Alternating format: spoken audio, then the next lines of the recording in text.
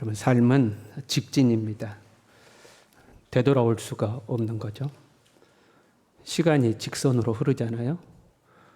우리의 인생은 그 시간 위에 있기 때문에 똑같이 직진으로 흐르고 있는 겁니다. 아무리 좋은 음식을 먹고 아무리 건강 관리를 하고 좋은 약을 먹어도 젊음이 되돌아오지는 않습니다. 나이를 거꾸로 먹을 수는 없는 거죠. 이렇게 우리의 인생이 쭉 가다 보면 어딘가 목적지에 도착하지 않겠습니까? 내 인생이 도착하는 그 도착지가 어디일 것인가 하는 겁니다. 우리는 어머니 뱃속에서 10달을 살았습니다. 어머니 뱃속에 있는 동안 우리는 그 속이 전부라고 생각하고 산 거죠. 어머니 배 밖에 이 크고 넓은 세상이 있는 것을 미처 생각하지 못했을 겁니다. 그리고 이 세상에서 우리는 지금은 건강하면 100년을 산다고 그럽니다. 100년을 사는 동안 우리는 이 땅이 전부라고 생각하고 사는 겁니다. 그런데 마찬가지로 우리가 이 세상의 문을 열고 저 세상으로 넘어가면 우리가 상상하지도 못했던 드넓은 세상이, 크고 위대한 세상이 기다리고 있을 것입니다. 내가 내 삶과 죽음의 경계선을 넘어서게 될 때에, 내가 죽음이라는 문을 열고 그 밖으로 나가게 될 때에 나는 어디로 도착할 것인가 하는 거죠. 굳어버린 도자기처럼 여러분, 죽고 나면 우리의 삶을 바꿀 수가 없습니다. 진흙을 가지고 우리가 그릇도 만들고, 어렸을 때 학교에서 탱크도 만들고 뭐 그렇게 만들잖아요. 진흙이 굳기 전에는 모양을 얼마든지 바꿀 수 있습니다. 그릇의 모양을 바꿀 수 있습니다. 근데 굳어버리면, 더 나아가서 불로 구워버리면 다시는 바꿀 수가 없습니다. 마찬가지로 죽음이라는 것을 통과하면 도자기를 불로 굽듯이 우리의 삶이 완전히 굳어지게 되어 있습니다. 그래서 다시는 바꿀 수 없게 되는 거죠. 살아있을 때 잘 살아야 합니다. 우리의 코끝에 호흡이 남아있을 때 잘 살아야 하는 겁니다. 잘 산다는 것은 삶의 방향을 잘 잡는 것을 말합니다. 두 가정이 서울에 가요. 한 가정은 서울로 출발하면서부터 차 안에서 싸우기 시작했습니다. 아내와 남편이 싸우고 부모와 자식이 싸우고 티격태격 싸우고 짜증내고 화내고 신경질 부리고 차를 타고 갑니다. 다른 가정은 출발하면서부터 화목합니다. 화평합니다. 서로 사랑합니다. 기쁨이 있고 즐거움이 있고 웃음소리가 있고 그냥 노래를 틀어놓고 함께 노래를 부르면서 깔깔깔깔 호호하면서 출발해 갑니다. 그런데 여러분, 도착했더니 그렇게 싸우고 간 집은 어찌됐든 싸우고 갔는데 서울에 도착했습니다. 그런데 그렇게 화목하고 화평한 가정은 도착해서 봤더니 부산이었습니다. 그러면 어느 집이 잘 간 겁니까? 비록 싸웠을지라도 목적지에 제대로 도착한 집이 잘 간 것입니다. 우리는 잘 산다고 하면 부유하게 사는 것을 생각합니다. 좋은 집에 사는 것, 좋은 차 타고 다니는 것, 좋은 옷 입고 다니면 잘 산다고 생각을 하는 거죠. 친구가 집들이를 해요. 집들이를 갔습니다. 그랬더니 와, 100평짜리 아파트를 산 거예요. 들어갔더니 인테리어를 새로 싹 최고급으로 인테리어를 했습니다. 삐까 번쩍합니다. 그냥 옷장마다 일부러 보라고 했는지 문을 열어놨는데 그냥 명품으로 그냥 옷이 쫙, 뭐 가방이 쫙, 신발이 쫙, 음식을 대접하는데 최고급 호텔식으로 해가지고 쫙. 그렇게 대접을 받고 집에 가는 길에 우리는 이렇게 이야기하죠. 이야, 아무개 진짜 잘 산다. 부럽다, 부러워. 어쩜 저렇게 잘 사냐? 그럽니다. 또 다른 친구 집들이를 갔습니다. 사골세 살아요, 사골세. 근데 뭔 집들이 한다고 했어요. 살림살이도 변변찮습니다. 입고 있는 것도 변변찮습니다. 음식은 중국집 짜장면 배달시켜서 먹었습니다. 그리고 집에 돌아가는 길에 우리는 그렇게 이야기하잖아요. 아무개 짠해서 어떡하냐. 사는 게 너무너무 짠하다. 부자로 살면 잘 산다. 가난하게 살면 짠하다라고 이야기합니다. 그런데 한번 가정해봐요. 그 부자가 집들이 끝나고 나서부터 싸우는 거예요. 그 큰 집에서 맨날 싸우고 사는 거예요. 방도 여러 개겠다. 각방 쓰고 사는 거예요. 그럼 우리는 그 집을 보고 잘 산다고 말하지 못합니다. 가난하게 살지라도 화목하고 화평하고 서로 사랑하고 이해하고 용납하고 사는 걸 보면 참 잘 산다라고 이야기를 하는 겁니다. 저는 여러분들이 다들 행복하게 잘 살기를 원합니다. 행복하게 사시길 바랍니다. 화평하고 사시길 바랍니다. 경제적 여유도 있게 사시기를 바랍니다. 그러나 그것보다 더 중요한 것은 방향을 잘 잡는 겁니다. 목적지에 잘 도착하는 겁니다. 부자로 살아요. 맨날 놀러 다닙니다. 돈 쓰기에 바빠요. 좋은 옷 입고 옷만 필요합니까? 옷에 맞는 신발 사고 신발에 맞는 가방 사고 좋은 차 타고 여행도 가고 놀러도 가고 즐기러 다닙니다. 너무 바빠요. 그러다 보니까 예배는 빠지기 일쑤입니다. 예배 드리러 와도 재미가 없어요. 여러분 세상 공연이 재밌습니까? 예배가 재밌습니까? 아멘 할렐루야. 세상에 가면 그 큰 무대에 화려한 조명에 막 쿵쾅거리는 음악에 전문 배우들이 나와서 연극을 합니다. 뮤지컬을 합니다. 영화를 만들어 상영을 합니다. 얼마나 화려해요. 그러니까 교회 가면 재미가 없어요. 꾸벅꾸벅 졸다가 예배 마치면 또 빨리 나가요. 어디가 놀러 가야 돼. 오늘 일요일인데 우리는 주일이지만 안 믿는 사람은 일요일이에요. 시간이 아까워. 어떻게든 놀아야 되니까. 큰 교회 같은 데 가면 막 아침 6시 반부터 주일 일부 예배가 있어요. 그러면 그 예배 드리고 비행기 타고 놀러 가는 거예요. 노는데 바빠요. 그런데 부자로 잘 살아요. 어떤 사람은 맨날 쪼달려 살아요. 경제적으로 어려워요. 몸은 골골골해요. 그런데도 교회 나오면 기쁘고 행복한 거예요. 예배 드리면 즐거운 거예요. 내가 할 수 있는 작은 일이라도 주님 앞에 봉사하면 그게 너무너무 좋은 거예요. 여러분 부자로 사는 사람이 부러워요? 이렇게 쪼달려도 주님 앞에 사는 사람이 부러워요? 우리는 두 개가 섞이기를 원하죠. 부자로 살면서 헌신하며 살기를 원하죠. 누가 더 부러운가? 부자가 부러울 수는 있다고 쳐요. 왜? 내가 힘들면 나도 저렇게 좀 잘 살았으면, 돈 좀 많았으면 좋겠다. 부러울 수도 있습니다. 그러나 누가 더 잘 가고 있는가? 이것은 우리가 분별을 해야 되는 거죠. 부럽긴 하지만 갈 수 없는 곳이 있는 겁니다. 부럽지만 가서는 안 되는 길이 있는 거예요. 잘 가야 하는 겁니다. 잘 먹고 잘 입고 잘 살았어요. 건강하게 즐기면서 살았어요. 그리고 드디어 인생이 끝나서 죽음의 문 앞에 섰습니다. 그 문을 열고 나가봤더니 천국이 아닌 거예요. 그러면 잘 살았다고 할 수가 없는 겁니다. 이 땅에서 고생고생하며 살았어요. 쪼달리고 살았어요. 약봉지 달고 살았어요. 그리고 드디어 죽음의 문 앞에 서서 문을 열어봤더니 천국이에요. 그럼 할렐루야 아닙니까?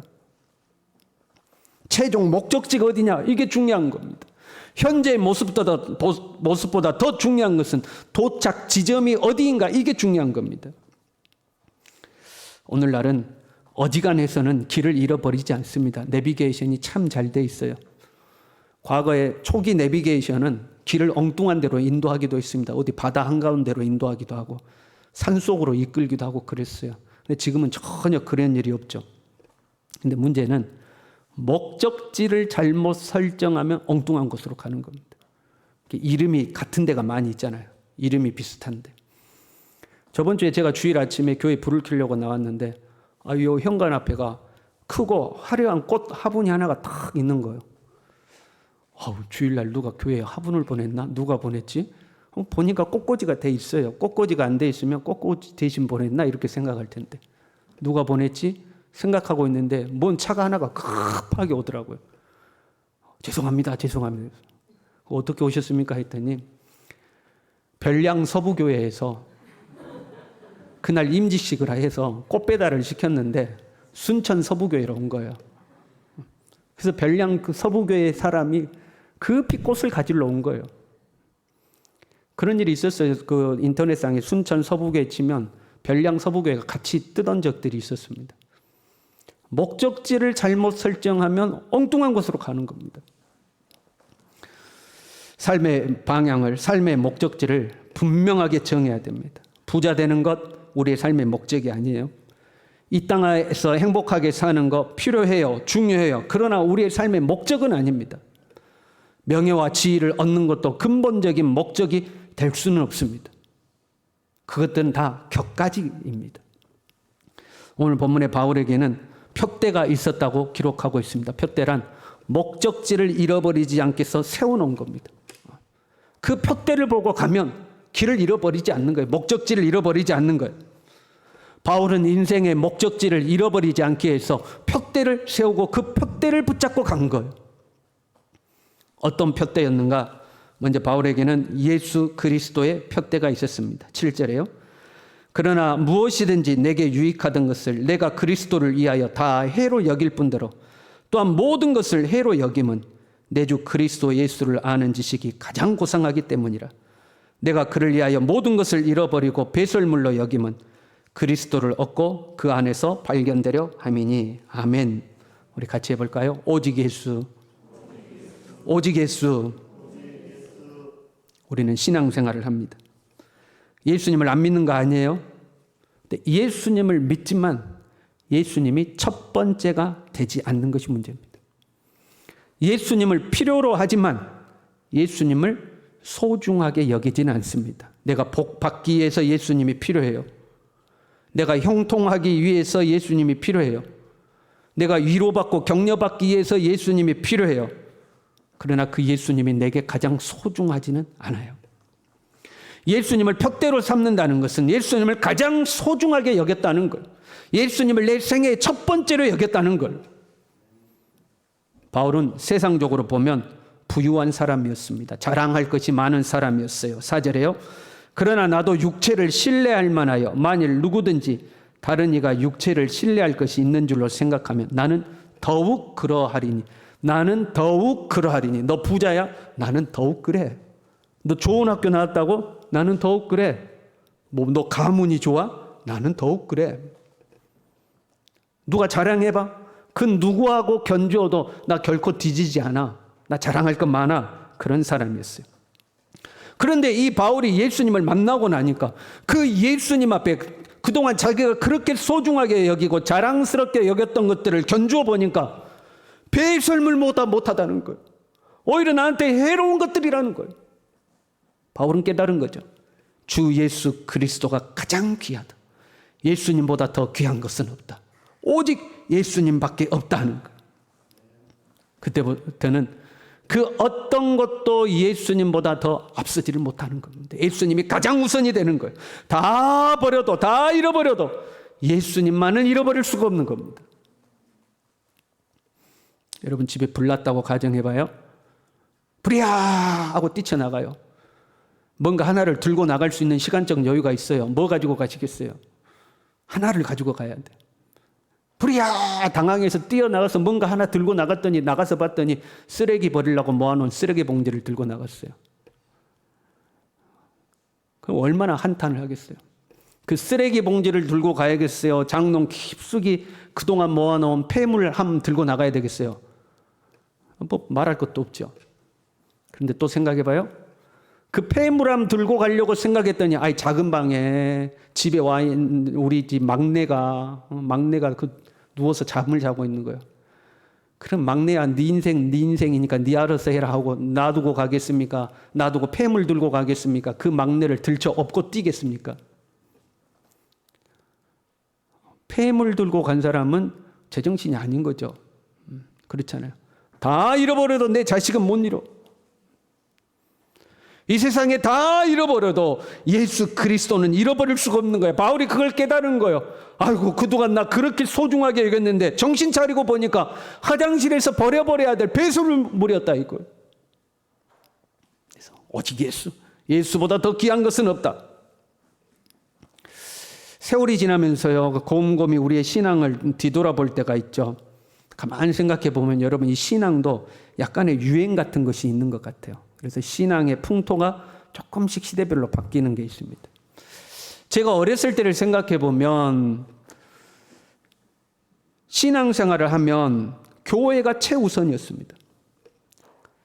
교회 일이라면 만사를 제쳐두고 헌신했어요. 우리 부모 세대가. 주일 되면 아침부터 저녁까지 교회에서 살았습니다. 부모님이 아침 일찍 교회 나가서 저녁 예배 끝나고서야 집에 돌아오면 주일날은 저녁에야 부모님 얼굴 볼 수 있는 거예요. 그러면 자녀들은요, 자녀들대로 교회에서 또 노는 거예요. 형아들 만나서 교회에서 기타 배우고, 교회에서 드럼 배우고, 교회에서 탁구 치고, 교회에서 배구하고, 그 형아들, 누나들하고 그렇게 어울려서 그 형들이 했던 신앙생활 그대로 따라합니다. 학생의 기도에 참석하고, 학생의 수련에 따라가고, 거기서 은혜 받고, 학생회장 되고, 그러면서 자라나는 거죠. 그때는 그랬어요. 그러다가 언젠가부터 교회 안에 이런 이야기가 생겨났죠. 가정사역. 가정사역이라는 게 생겨났습니다. 너무 교회만 중시하지 말고 가정을 소중하게 여겨야 된다. 일정 부분 필요한 부분이 있습니다. 그렇잖아요. 가정은 소중한 거니까.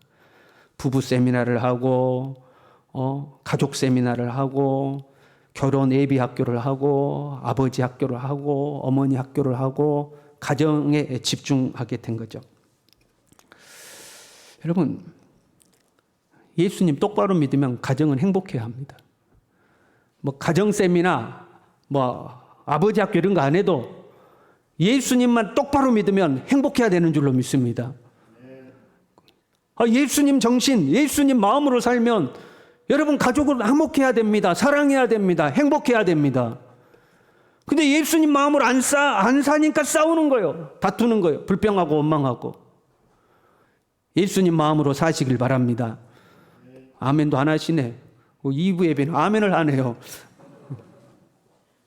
예수님 마음으로 사시길 바랍니다. 그래요. 여러분, 예수님을 똑바로 믿으면 행복해야 맞아요. 내 주 예수 모신 곳이 그 어디냐 하늘나라잖아요. 예수님 똑바로 믿으면 부부간에 사랑하게 돼 있고요. 부모 자식 간의 관계가 좋게 돼 있고요. 그 가정은 화목하고 화평하게 돼 있습니다. 근데 가정사역하니 뭐하니 이렇게 됐어요. 이게 조금 더 발전해 가니까요. 약간 세속이 묻어납니다. 어떻게 되냐면 가족끼리 주말에 놀러 다니기 시작합니다. 주일날도 예배 마치고 가족끼리 여행 갑니다. 맛있는 거 먹으러 갑니다. 바람 쐬러 나갑니다. 드라이브를 갑니다. 가족끼리 시간을 보냅니다. 좋은 부분도 있어요. 근데 한번 생각해 봐요. 우리의 자녀들이 그래서 믿음이 좋아졌는가? 가족과 함께 외식하고 가족과 함께 드라이브하고 가족과 함께 여행 가서 믿음이 좋아졌냐 이 말이에요. 오히려 우리 부모 세대들이 밤새워 기도하고 교회 충성되게 헌신하고 오직 교회밖에 몰랐던 그 시절의 자녀들이 믿음이 더 좋습니다. 왜? 신앙은 보고 배우는 거거든요. 우리 부모가 기도하는 모습을 보고 나도 신앙에 철이 들면 그대로 기도를 따라하는 거예요. 우리 부모가 교회에 헌신하는 모습을 보고 내가 신앙에 철이 들면 나도 그렇게 해야 되는 줄 알고 헌신하는 거예요. 그런데 우리 부모가 주일날 예배 드리고 놀러 다녔거든요. 나 데리고. 그럼 나도 똑같이 그렇게 하는 겁니다. 그래서 우리 다음 세대가 믿음이 슬그머니 다 없어져 버렸어요. 우리가 예수님을 뒷전으로 미루면 우리의 신앙이 뒤로 밀려나는 겁니다. 슬그머니 예수님을 뒤로 미루고 있는 거 아닌가 우리 자신을 점검해야 됩니다. 임금이 잔치를 베풀고 사람들을 초대했어요. 어떤 사람은 나는 밭을 샀으니 못 가겠다고 그럽니다. 나는 소를 샀으니 못 가겠다고 그럽니다. 나는 장가들을 쓰니까 못 가겠다고 그럽니다. 이유가 있고 핑계가 다 있어요. 그런데 그 이유와 핑계는 그 임금이 베풀어 놓은 잔치보다 자기 일이 우선이라는 거예요. 임금은 나에게 중요하지 않다는 거예요. 그래서 그 임금이 이렇게 이야기하죠. 그들은 결코 내 잔치를 맛보지 못하리라. 예수님이 가장 우선이 되지 않는 거죠. 오직 예수의 신앙을 회복하시길 바랍니다. 예수님이 내 삶에 가장 중요해야 돼요. 예수 그리스도의 표대가 내 앞에 분명해야 돼요. 그래야 도착해 보니 엉뚱한 곳이 아니에요. 잘못 가면 여러분 부산 가가지고 있어 서울 가야 되는데. 오직 예수님이 가장 소중해. 그 무엇과도 바꿀 수 없어. 순위를 절대 바꿀 수 없어. 예수님이 가장 우선이야. 이 신앙을 회복할 수 있기를 바랍니다. 두 번째로 바울은요 부활 생명의 표대가 있었습니다. 10절부터요. 내가 그리스도와 그 부활의 권능과 그 고난의 참여함을 알고자 하여 그의 죽으심을 본받아 어떻게 해서든지 죽은 자 가운데 부활에 이르려 하노니 내가 이미 얻었다함도 아니 온전히 이루었다함도 아니라 오직 내가 그리스도 예수께 잡힌 바 된 그것을 잡으려고 달려가노라. 이 세상 전부 아니야. 이 세상 잠시 잠깐이야. 영원한 세계가 있어. 나는 영원한 하나님의 나라의 부활 생명으로 하나님 잔치에 참여할 거야. 이 소망을 바울은 가졌어요. 가만 보면 우리의 삶에 내세 신앙이 사라지고 있어요. 죽음 이후를 생각을 안 하고 사는 거. 안 믿는 사람은 그렇다 쳐요. 믿는 사람들도 신앙생활을 하기는 하지만 초점은 현세에 맞춰져 있는 겁니다. 천국과 지옥을 생각하기보다 지금 당장 부자 되고 지금 당장 높은 자리에 올라가고 지금 당장 잘 먹고 잘 사는데 초점이 맞춰져 있는 겁니다. 제가 어렸을 때 기억에 하면 저희 할머니께서 이 찬양을 참 즐겨 부르셨어요. 고대가라는 찬양이에요. 여러분들도 나이가 있으신 분들은 다 아는 찬양이에요. 낮에나 밤에나 눈물 머금고 내 주님 모시기만 고대합니다. 가실 때 다시 오마 약속하신 주, 오 주여 언제나 오시렵니까? 먼 하늘 이상한 구름만 떠도 행여나 내 주님 오시는가에 멀리 멀리 고개 들고 바라보는 마음, 오 주여 언제나 오시렵니까? 빨래를 해도 이 찬양을 부르시고 밥을 해도 이 찬양을 부르시고 청소를 해도 이 찬양을 부르시고, 저 교회에서 이 찬양 배운 게 아니고 할머니가 하도 그 찬양을 불러가지고 그래서 배운 거예요. 그 옛날 찬양은요 다 천국을 사모했어요. 너무나도 아름답구나. 주님 계신 영광의 나라. 너무나도 귀하구나. 그 주님의 나라 가고 싶다고 천국을 소망하고 천국을 노래하고 천국을 찬양했어요. 그런데 어느 순간부터 천국에 대한 기대가 싹 없어져요. 교회 다닌 사람에게 천국과 지옥이 있음을 믿습니까? 물어보면 있다고 해요. 그런데 사는 걸 보면 이 세상에 영원히 살 것처럼 살아요. 악착같이 돈 법니다. 악착같이 모읍니다. 어떻게 하면 더 좋은 집에서 어떻게 하면 더 화려하게 어떻게 하면 더 즐기게 살까, 거기에 온통 관심이 있어요. 어리석은 부자 같은 사람들이죠. 누가복음 12장에 보면 부자가 나오죠. 지금으로 말하면 사업에 대박이 난 거예요. 그래서 속으로 생각합니다. 야, 지금 있는 곳간을 허물고 창고를 크게 짓고 거기다가 가득가득 채워놔야겠다. 그러면서 또 상상을 하는 거예요. 내 영혼아 이제 됐다. 고생 끝났다. 여러 해 먹을 것을 쌓아뒀으니까 이제는 쉬고 먹고 즐기고 마음껏 살자. 행복에 겨운 거예요.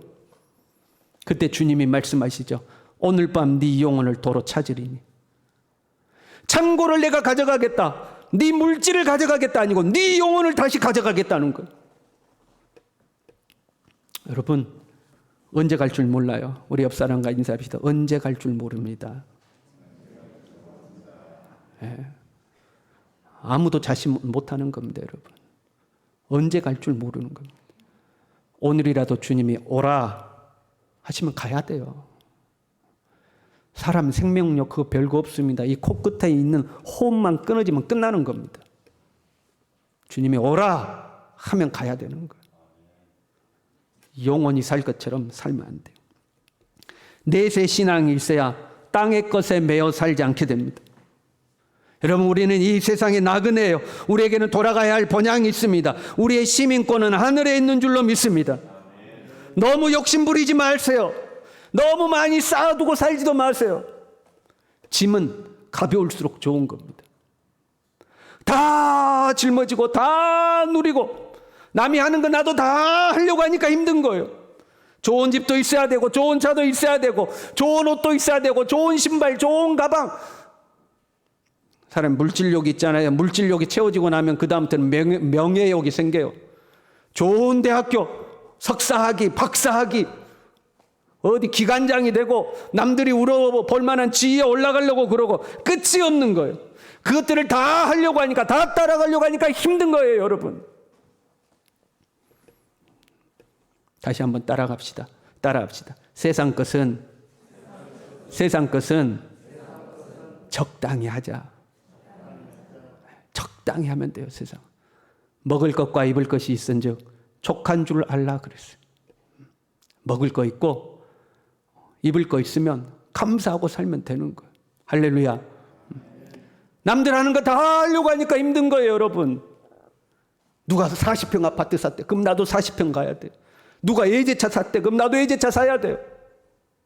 그 다 따라가려고 하니까 힘든 거죠. 여러분, 다 짐입니다. 짐이에요. 천국에 안 갈 것 같이 살면 안 돼요. 짐을 좀 가볍게 하십시오. 욕심을 좀 내려놓으세요. 그리고 주를 위해 살 수 있기를 바랍니다. 오늘 밤 주님께서 우리 영혼을 돌아 찾으실 때에 뒤돌아봤더니 내가 남겨놓은 것이 온통 쓰레기밖에 없어. 먹을 거, 입을 거, 뭐 세상 명예 이런 거 온통 쓰레기밖에 없어. 얼마나 부끄럽겠습니까? 주님이 나를 부르실 때 그래도 주님 앞에 보석처럼 빛나는 거 한두 개는 있어야 되지 않겠습니까? 바울은 부활 생명을 바라보며 동시에 상급을 바라봤어요. 형제들아, 나는 아직 내가 잡은 줄로 여기지 아니하고 오직 한 일, 즉 뒤에 있는 것은 잊어버리고 앞에 있는 것을 잡으려고 표대를 향하여 그리스도 예수 안에서 하나님이 위에서 부르신 부름의 상을 위하여 달려가노라. 이 세상은 여러분 잠시 잠깐입니다. 이 세상에서 누리는 명예와 권세와 부 잠시 잠깐입니다.